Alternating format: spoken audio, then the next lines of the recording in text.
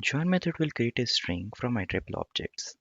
It will join each element of an iterable, such as list, string, tuple, by a string separator. Let's take an example. Say we have list of countries, list countries, and say we got three countries here: India, US, and Japan. Okay. Now, if you want to join these three values, say with a pipe operator, then you can simply say, so you'll use the pipe, which is a string separator, dot join, and then we'll pass list of countries as the argument. So as you can see, all the three values have been joined with a separator, pipe separator. But please note, if there would be a numeric value here, say comma 4, then this would have thrown error.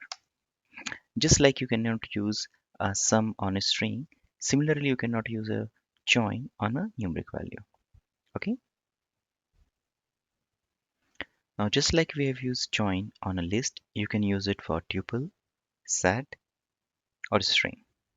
If you will use it on dictionary, then please note that join will apply on the keys in a dictionary. So for example, um,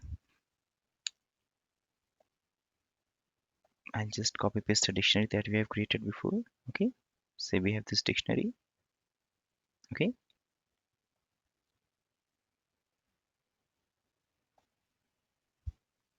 and say we will just use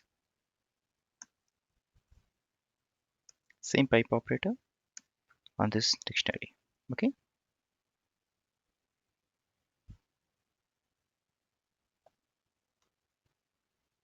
and you will see when you will in the output, it will join keys A and B with the pipe. The join on tuple or string would be just, or set would be just as similar to what we have seen in list. So we'll skip it for now.